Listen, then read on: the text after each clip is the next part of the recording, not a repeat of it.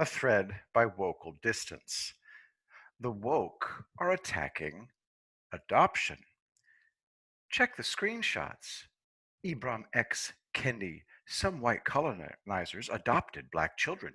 They civilized these savage children in the superior ways of white people, while using them as props in their lifelong pictures of denial, while cutting the biological parents of these children out of the picture of humanity. Ruth Ben Giat tweets, building on Dr. Ibram, many authoritarians seized children of color for adoption by white Christians. Pinochet's regime did this with indigenous kids, and Nazis took Aryan-looking Poles for German families. Trump takes migrant kids for adoption by evangelicals.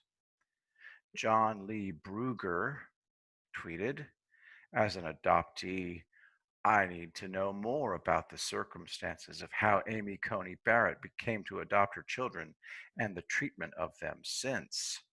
From Christine Grimaldi.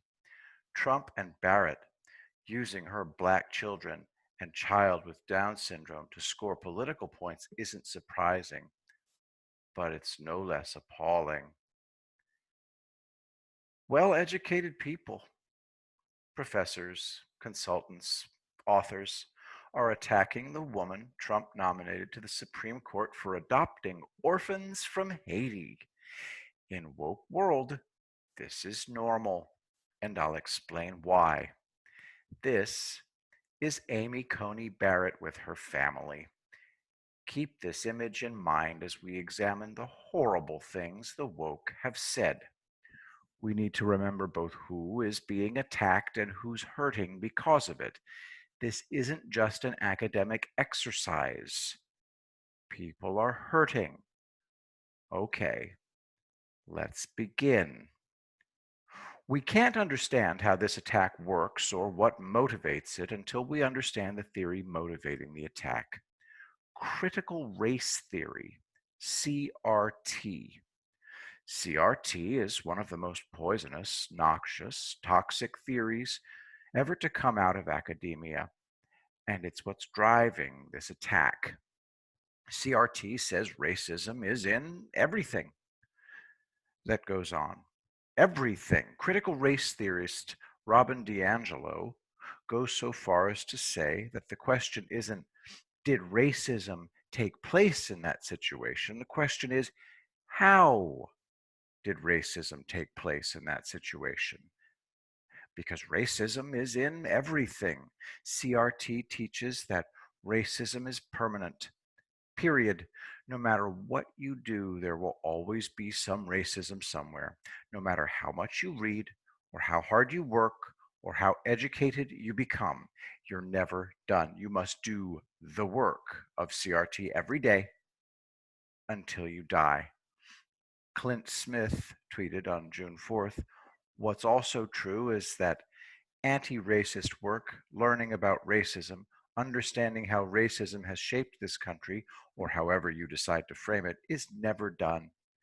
No matter how many books you read, it's not some threshold you cross and then you're done. It's ongoing, always. CRT says all white people benefit from racism and perpetuate it, even without realizing it.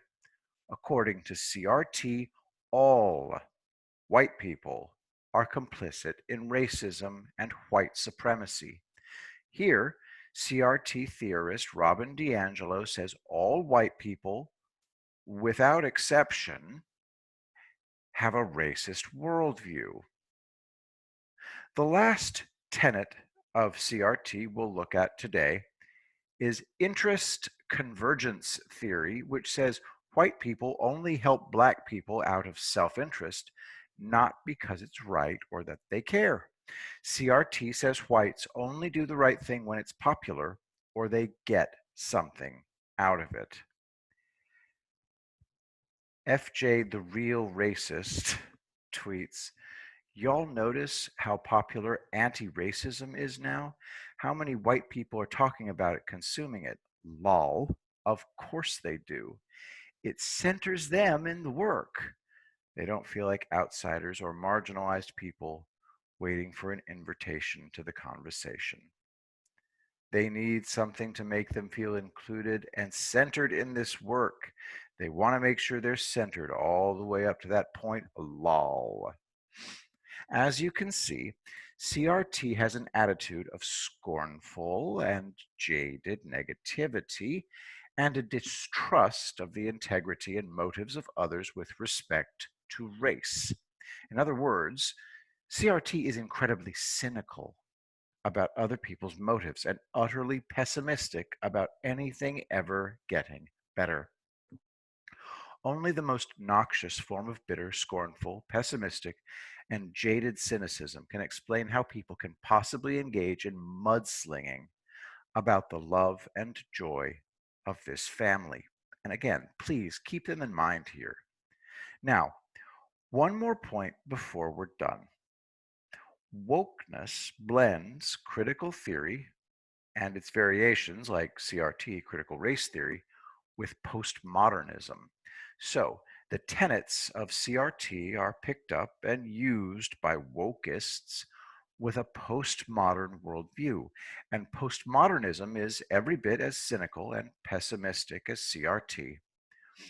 Postmodernism says power is at the root of all social interactions in society, and every social interaction that occurs is purely about who gets power, who keeps power, who gets to wield power. That's why wokeists obsess over power.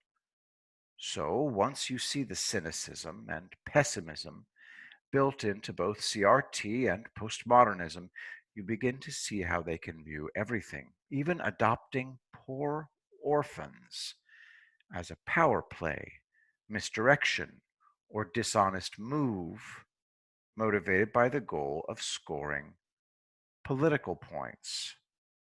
Christine Grimaldi tweeted, "This whole press conference is a display of Amy Coney Barrett weaponizing her white womanhood to grab whatever power managed to slip through the cracks in the Trump administration's unrelenting misogyny." Hashtag SCOTUS. Postmodernism also uses deconstruction to blur the lines between concepts so they can apply them however they want.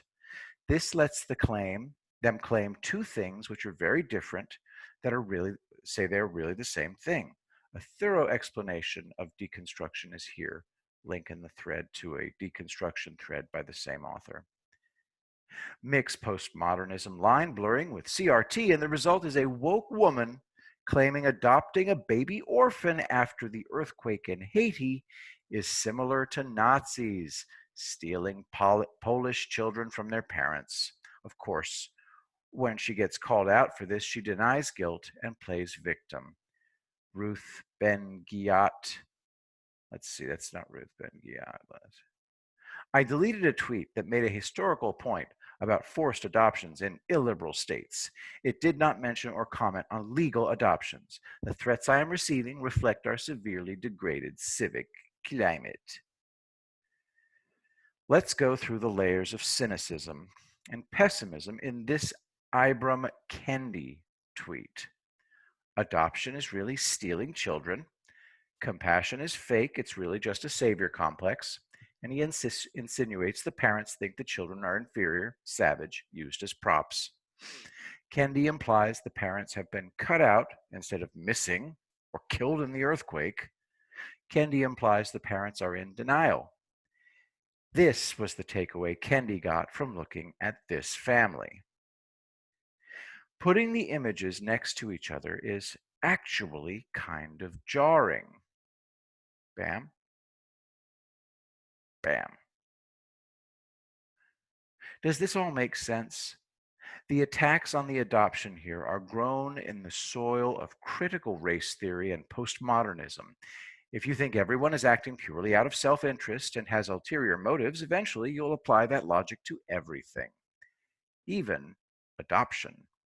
And of course, because Kendi thinks everyone else is just clout chasing, acting for selfish reasons, and has hidden motives, anyone who thinks he's wrong is obviously a bot doing propaganda.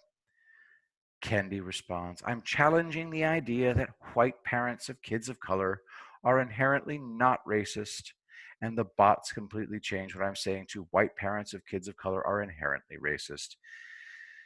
These live and fake bots are good at their propaganda. Let's not argue with them. Do you see it now? Unless you think exactly as Kendi thinks, do exactly what he would do, and follow all of his ideas, you must be acting in bad faith, and you must have hidden motives. Honestly, imagine looking at this family and saying, I see right through you people. The bitter, scornful, cynical, pessimistic thinking of the woke is dressed up as wisdom and poisons everything, even to the point where the woke attack adoptive mothers using public accounts where Amy Coney Barrett's adoptive teenage children can find and read it.